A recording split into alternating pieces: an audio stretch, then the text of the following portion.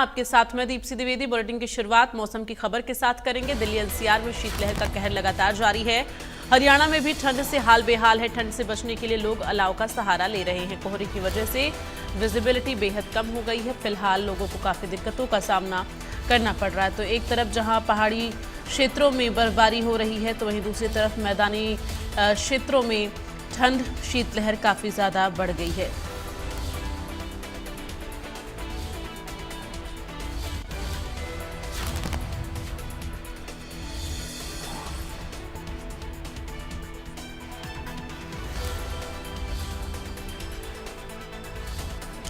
तो लगातार ठंड का कहर जारी है और इसके साथ ही अब लोगों को प्रदूषण से थोड़ी राहत मिली है, लेकिन शीतलहर और कोहरे का प्रकोप लगातार जारी है। तो बारिश और ओलावृष्टि से भी हालांकि किसानों को दिक्कतें भी हुई हैं, उनकी फसलों को नुकसान हुआ है।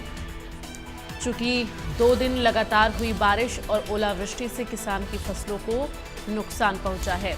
हरियाणा में भी ठंड की वजह से लोगों का हाल बेहाल है और इसके साथ ही फसलों को भारी नुकसान पहुंचा है। फिलहाल हरियाणा सरकार की तरफ से किसानों को ओलावृष्टि से हुई नुकसान की भरपाई की बात जो है वो कही गई है। किसानों को आश्वस्त किया गया है।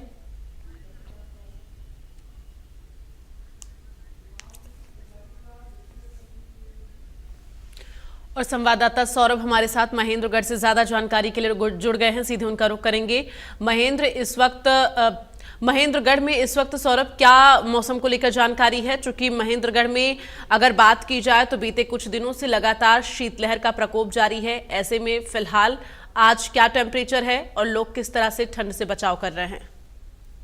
देखिए, बारिश के बाद से ना शीतलहर का जो कहर है वो लगातार जारी है और लगातार 5 से 10 किलोमीटर प्रति घंटे की रफ्तार से शीतलहर चल रही है और लोगों को इसने अपने घरों में दुबकने को मजबूर कर दिया है। लोग बाजारों में रौनक भी कम कर दी गई है। बाजारों में लोग आते नहीं है, अपने घरों में दुब के बैठे रहते हैं। बाजारों में भी अगर आप देखोगे तो दुकानों पे या आसपास के जितने भी एक दूसरे दुकानदार आपस में अलाव करते हुए नजर आते हैं और गर्म चीजें खाते पीते रहते हैं जिससे कि सर्दी से बचाव किया जा सके।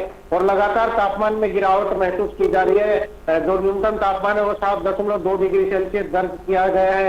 हालांकि सोमवार को कुछ धूप निकली थी, लेकिन शीतलहर के आगे ये धूप भी फीकी नजर आई। लोग अपने आप को बचाने के लिए खूब भरकट प्रयास कर रहे हैं और अलाव का सहारा ले रहे हैं। जी बिल्कुल सौरभ, अगर बात की जाए तो प्रशासन की तरफ से क्या कुछ इंतजामात किए गए हैं? रैन बसेरों के क्या हालात हैं? चूंकि अब ठंड जो है उसका कहर हर जगह देखने को मिल रहा है। ऐसे में अगर कोई बाहरी जिले से या बाहरी शहर से कोई आता है महेंद्रगढ़ में, तो जो रैन बसेरे का लोग रुख करते हैं वहां पर क्या कुछ इंतजामात किए गए हैं? देखिए, रैन बसेरे की अगर बात करूं तो महेंद्रगढ़ जिला उपायुक्त ने सख्त प्रशासन को और अधिकारियों को आदेश दे दिए थे कि अगर कोई भी बाहर से यात्री को रात में रुकने की जगह नहीं मिलती है, उनको रैन बसेरों में जगह दी जाए। और लगातार प्रशासन भी इस प्रयास में है कि कोई भी यात्री रात में बाहर न ठहरे। जी बिल्कुल, ऐसे में सौरभ बात की जाए तो इस वक्त किस तरह से लोग ठंड से बचने के लिए अलाव का सहारा ले रहे हैं तो आपने बताया ही, लेकिन अभी जिस तरह से बीते 2-4 दिन से मौसम खराब है और उससे पहले बारिश का दौर भी हुआ, ओलावृष्टि भी हुई, महेंद्रगढ़ में किसानों को उनकी फसलों का किस तरह से नुकसान पहुंचा है और अभी प्रशासन की तरफ से क्या कुछ उन्हें आश्वासन दिया गया है? देखिए, अगर मैं बात करूं तो 10 दिन पहले पश्चिमी विक्षोभ चल रहा था। उसके बाद से बारिश शुरू हुई, बारिश के बाद ओलावृष्टि हुई, ओलावृष्टि के बाद अब शीतलहर का दौर आ गया और नए साल पे बहुत कड़ाके की ठंड पड़ने वाली है। मौसम वैज्ञानिकों के अनुसार इस बार कोल्ड वेव का भी असर देखने को मिलेगा और शीतलहर 5 से 10 किलोमीटर प्रति घंटे की रफ्तार में चलेंगी। और अगर मैं बात करूं किसानों की, तो किसानों की फसलें जो है 90% तक नष्ट हो चुकी है ओलावृष्टि के कारण। और जिनकी बची है उनमें कुछ ना तो सरसों में फली आएंगी और ना गेहूं में फली आएंगी, क्योंकि मेन फसल यहाँ की सरसों और गेहूं है। और किसान लगातार प्रशासन से मुआवजे की मांग कर रहे हैं। और जिला उपायुक्त और जैसे कि हमने पीछे भी सुना था, मुख्यमंत्री जी ने भी यह आदेश दिए थे कि सभी जिला उपायुक्त अपने अधिकारियों को आदेश दिए और गिरदावरी कराकर किसानों के जितनी भी फसल खराबी है उसकी मुझे रिपोर्ट प्रस्तुत करें। तो सरकार भी चाहती है कि किसानों को मुआवजा दिया जाए। जी सौरभ, अगर बात की जाए तो अभी फिलहाल मौसम विभाग की तरफ से क्या जानकारी मिल रही है? महेंद्रगढ़ में अभी इस तरह के मौसम कब तक रहने वाले हैं? चूंकि अब धूप तो निकल नहीं रही है, लोग इंतजार कर रहे हैं कि सूर्य देवता के दर्शन हो। ये कब तक संभव हो पाएगा कि सूर्य देवता के दर्शन हो?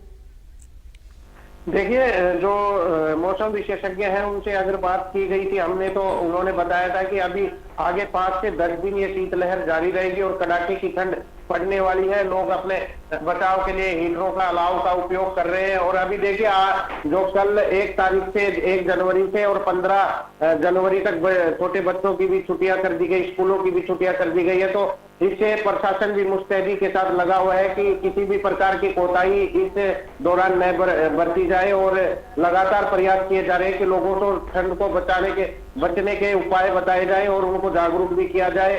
जी ठीक है सौरभ, बनी रहे हमारे साथ। गोहित गुरुग्राम से हमारे साथ जुड़ गए हैं। गोहित, गुरुग्राम में इस वक्त मौसम को लेकर जानकारी दे, क्या टेम्परेचर है, किस तरह से ठंड लोग फेस कर रहे हैं, कितनी दिक्कतें लोगों को हो रही हैं, क्या कुछ सहूलियत लोगों को मिल पा रहा है, बताएं। जी बिल्कुल, देखिए गुरुग्राम में ठिठुरन वाली ठंड का एहसास इस वक्त लोग जो है वो कर पा रहे हैं। तेज हवाएं चल रही हैं, तेज और ठंडी गुरुग्राम में हवाएं चलती हुई इस वक्त नजर आ रही हैं। तापमान जो है वो 9 डिग्री सेल्सियस तक गिर चुका है और विजिबिलिटी की बात करें तो विजिबिलिटी जो है वो 40 मीटर से कम जो है नजर आ रही है। तो कहीं ना कहीं ठिठुरन वाली ठंड का एहसास इस वक्त लोग करते हुए नजर आ रहे हैं। जिस तरीके से पहाड़ी इलाकों में बर्फबारी हो रही है तो उसका असर साफ तौर से जो है वो मैदानी इलाकों में देखने को मिल रहा है। और अभी जो मौसम विभाग की तरफ से अलर्ट जारी किया गया है कि अभी जो है ये साल का आज आखिरी दिन है और साल के शुरुआत होते ही कहीं ना कहीं कोहरे का एहसास भी लोग करने लगेंगे और जो ठंड है वो और भी ज्यादा बढ़ सकती है। हरियाणा के कई जिलों में जो है वो तापमान 5 डिग्री सेल्सियस तक गिर सकता है। और इस आपको बताएं तो कुछ दिन पहले हरियाणा के कई इलाकों में जो है वो ओलावृष्टि भी हुई थी। तो कहीं ना कहीं साफ तौर से जाहिर है कि अब जो ठंड है वो उसका आगमन बहुत अच्छी तरीके से हो चुका है। ठिठुरन वाली ठंड और कपकपाती ठंड जो है लोग महसूस करने लगे हैं और मौसम विभाग लगातार लोगों को अलर्ट करता हुआ नजर आ रहा है, क्योंकि हरियाणा के कई जिलों में जो है वो येलो अलर्ट भी जारी कर दिया गया है। गुरुग्राम की बात बिल्कुल, करें तो लगातार लोगों को ये सहूलियत के लिए अलर्ट किया गया है कि अब मौसम को लेकर लोग चौकन्ना रहे, चूंकि अभी मौसम इस तरह से बीते कई दिन तक से मौसम खराब है और आगामी दिनों में भी अभी मौसम में सुधार होने की उम्मीद नहीं है। फिलहाल तमाम जानकारी के लिए सौरभ और गोहित बहुत बहुत धन्यवाद। तो 2025 का आगाज होने वाला है, ऐसे में 2025 की क्या है कुंडली, देखिए हमारी सहयोगी के साथ।